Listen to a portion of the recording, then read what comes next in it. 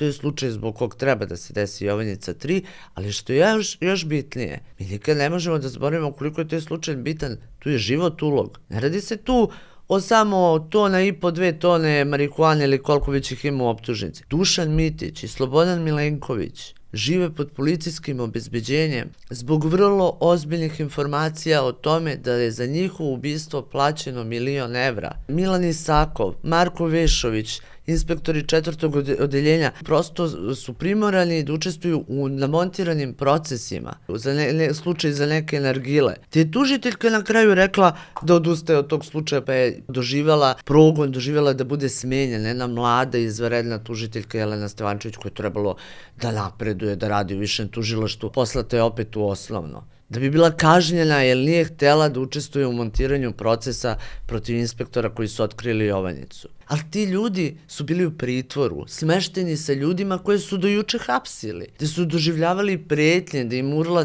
ceo zatvor. To je grozno, njih 3 su uhapšeni. Neki od njih su mnogo teško to podneli.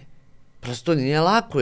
Jednog od njih, inspektora Knježevića, mi smo tad imali informaciju da su mu u sred noći određene grupe stražara rekli ne garantujemo ti bezbednost.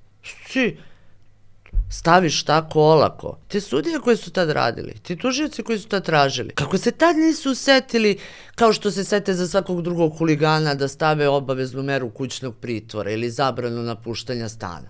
Eto, da ne bi bili u kontaktu sa svedocima. Kako se tad nisu toga setili, nego odmah u pritvor među narkodilere.